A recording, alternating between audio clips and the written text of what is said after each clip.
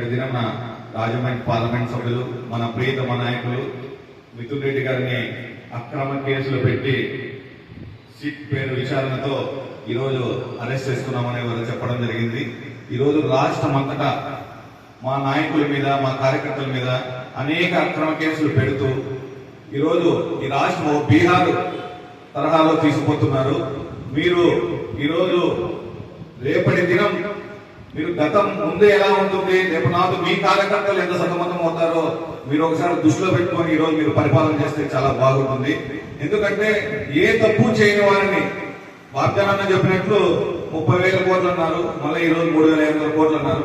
మీరు 35 రూపాయలు కూడా ఎక్కడే కానీ మీరు పట్టుకోవడం లేదు. ఏదో మా దగ్గర ఉన్న మా నాయకుల దగ్గర ఉన్న గన్మెన్లని వాళ్ళని విచారణ పేరుతో పిలిచి వాళ్ళని ఇబ్బంది పెట్టి వాళ్ళతో స్టేట్మెంట్ తీసుకొని ఈరోజు అక్రమంగా మా నాయకుల మీద కేసులు పెడుతున్నారు. చాలా ఇంకా 3 సంవత్సరాలే ఉంది. 27, 29 జగనన్న మళ్ళీ ముఖ్యమంత్రి అయిపోతున్నాడు. మీరందరూ ఈ రాష్ట్రం వదిలి పోయే కూడా ఉండడానికి రోజులు వస్తాయి. తప్పకుండా మీకు ఖచ్చితంగా ఎలాంటి రోజులు వస్తాయో మీరు గుర్తు చేసుకుంటే మంచిది. కావున నాకు ఈ అవకాశం ఇచ్చిన ప్రతి ఒక్కరికి పేరు పేరున ధన్యవాదాలు తెలుసు.